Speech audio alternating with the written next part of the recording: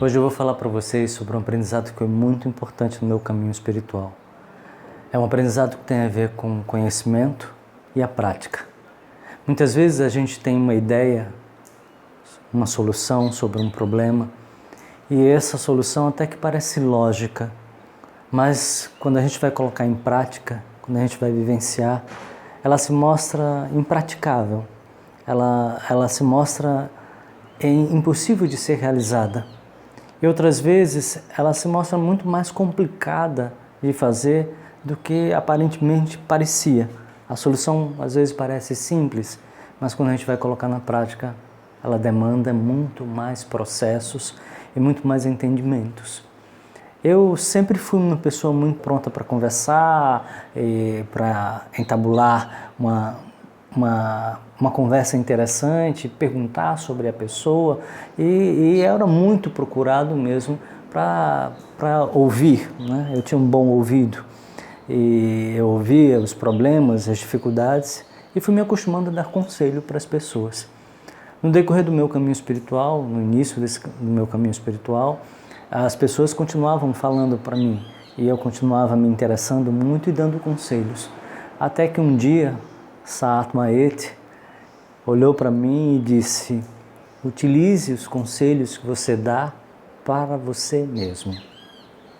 Aquilo primeiro me bateu forte, foi difícil ouvir, mas depois de passar pela irritação, pela tempestade mental e emocional que muitas vezes a gente vive, né, eu pensando que as pessoas de repente tinham sido ingratas de alguma forma pelo tempo e pelo espaço que eu tinha dado para elas, a ouvi-las e a dar soluções para as vidas delas, e que de alguma forma elas podiam ter se queixado de mim. Então todo um sentimento de injustiça, de ingratidão, de irritação, uma tempestade mesmo se abate na gente. E para a gente ver como é difícil um processo de consciência e um processo espiritual onde a gente precisa se abrir a cabeça, abrir o coração, abrir para ouvir, né? E um ensinamento que estava sendo me passado. E depois dessa tempestade passar, eu comecei a refletir sobre o que Saatma-Ete tinha me dito. E fui botar em prática isso. E eu fui pensar: como é que eu posso parar de dar conselhos? Eu achava que a primeira coisa, o conselho que eu dava para mim mesmo, era: eu devia silenciar. Eu devia me voltar para mim mesmo. E eu fui experimentar isso, silenciar. Silenciar significava, para mim naquele momento, não puxar assunto, não dar seguimentos a querer entender ou saber sobre as vidas das pessoas. De repente eu fui percebendo que o silêncio me incomodava profundamente.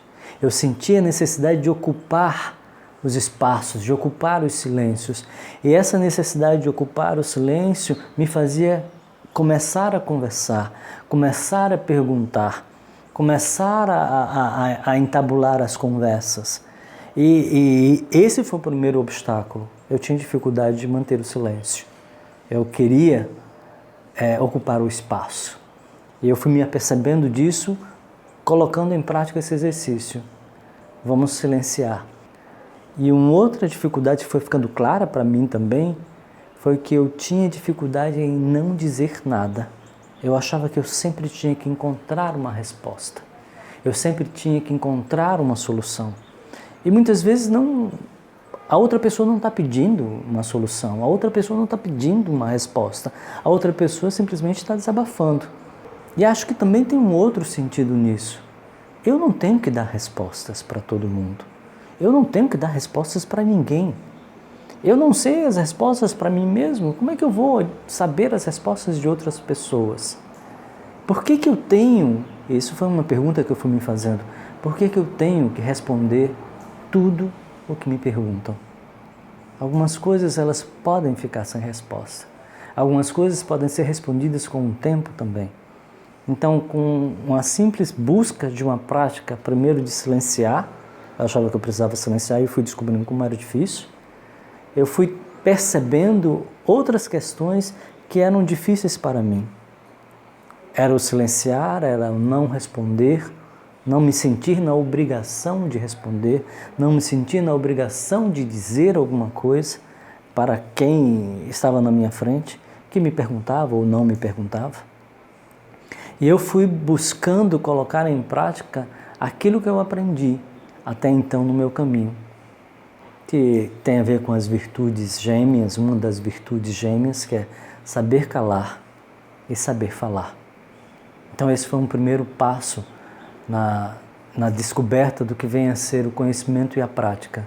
Isso é algo muito importante dentro de um caminho espiritual, é algo muito importante que eu aprendi aqui na DO, Centro de Expansão da Consciência, e que fui também construindo a partir da linha doriana de pensamento, é que a prática ela é muito importante. Uma coisa é aquilo que eu leio e aquilo que eu aprendo. Eu posso entender aquilo porque está escrito em português, eu consigo ler, me parece lógico muitas vezes, me parece claro, né, e soluções claras e óbvias para situações que eu posso estar vivendo ou descobertas, insights de alguém dentro de um caminho espiritual que para mim parecem me servir também. E o perigo disso é encarar aquilo como uma verdade e assumir aquilo como uma verdade sem ter experimentado, sem ter procurado saber se aquilo também é verdade para mim, se aquilo também faz sentido para mim, se aquilo também funciona no meu caminho espiritual. E nem tudo que parece lógico está ali escrito e são descobertas espirituais de alguém num caminho, servem para todas as pessoas, servem para mim no meu próprio caminho e são verdades para mim. Então é importante praticar, viver o conhecimento e descobrir se esse conhecimento faz sentido para cada um de nós.